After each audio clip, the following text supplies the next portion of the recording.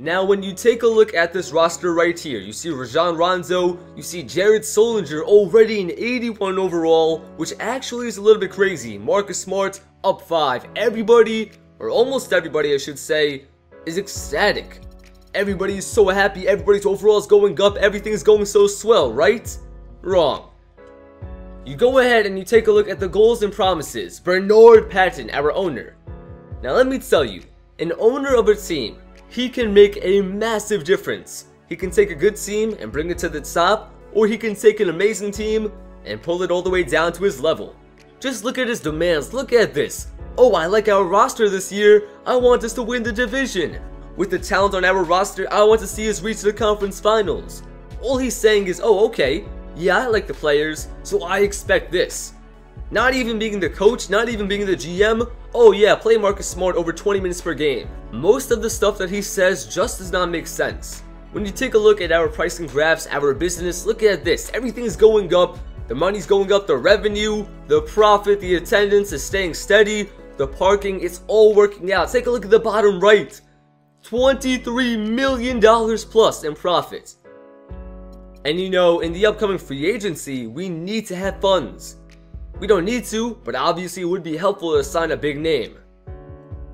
So this stuff is kind of important when it comes to the business end.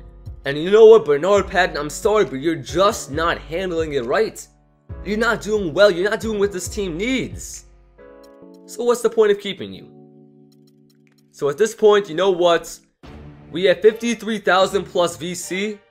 It took a little bit of thinking, but we had to make a decision, and you know what? I think it's time to purchase the team. I think it is time for us to be not only the GM, but take that one step farther. I think it is time for us to be the owner of the Boston Celtics. I'd be willing to sell it for 50k VC. Are you still interested? What kind of question is that? Just kidding. I wonder if anybody says that. This is our pitch. This is our moments. It is time for LNU to take over. To make the decisions, to push this team and to push this franchise, not just a team, but a franchise, to the next level. Confirm that, to be completely honest, I've been hoping to pass the torch down to you someday, and I'm glad you finally gotten to the point where you can do it. This team is all yours. Now taking a look at the squad, right now, how many games do we have left? Not many, we are towards the end of March, a little bit under a month left to go. You see right now we are up against the New Jersey, oh I almost said New Jersey, the Brooklyn Nets in our next game. This is a massive matchup because take a look at this, not the statistics, the standings. We are outside of the top 8, but it is still reachable. You see at number 7 the Brooklyn Nets, if we play them right here and beat them, that puts us a whole game forward. So it will be tough. But whether or not we make the playoffs, it's still up in the air. But either way, this is not just for this season. This is for next season. This is for the upcoming off-season, the future of the team. Now, in our first day of being an owner, we've got our first order of business. Moving along, where is it? Where is it, the staff? We see the trainer. If you guys watch this series, you know we deal with so many injuries. Jeff Green getting injured non-stop. Avery Bradley, Rajon Rondo got hurt for a while. Nerlens Noel, even Jared Solinger, pretty much our entire starting lineup has had to deal with injuries.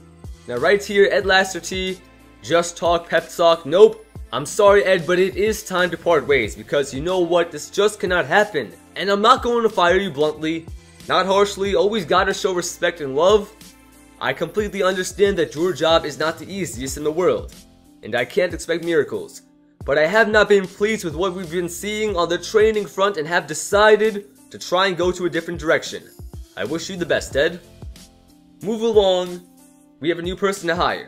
Troy Mercer, look at that F. Why in the world would we do that? Let's go with Justin Powell, B training, B minus, potential.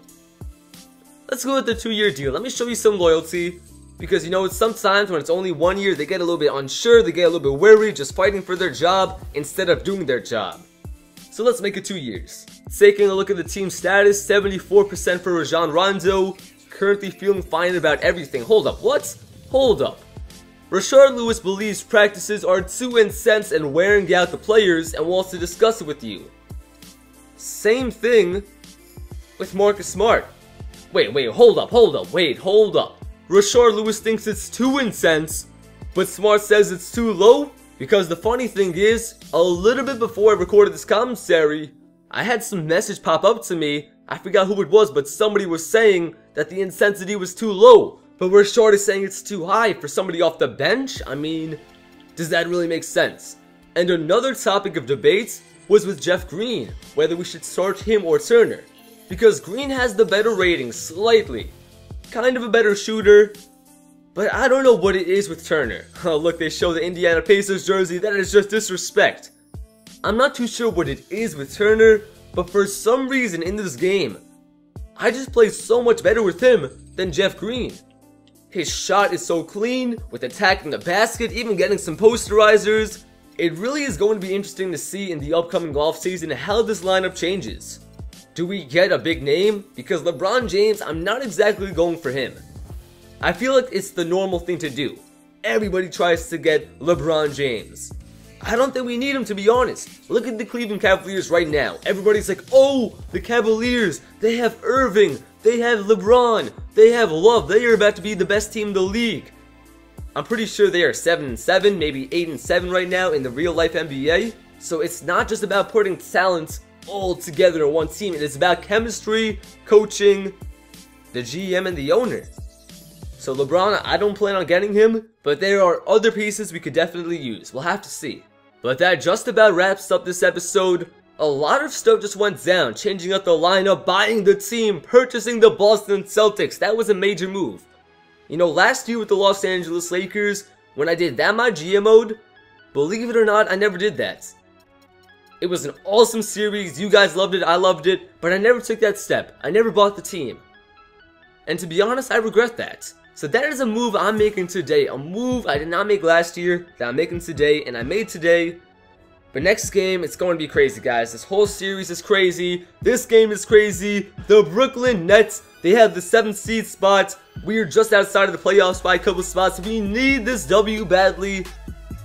How clutch is this team? Not only how clutch is this team, but how much heart do we have? Can we come through? And as a franchise, can we grab that W?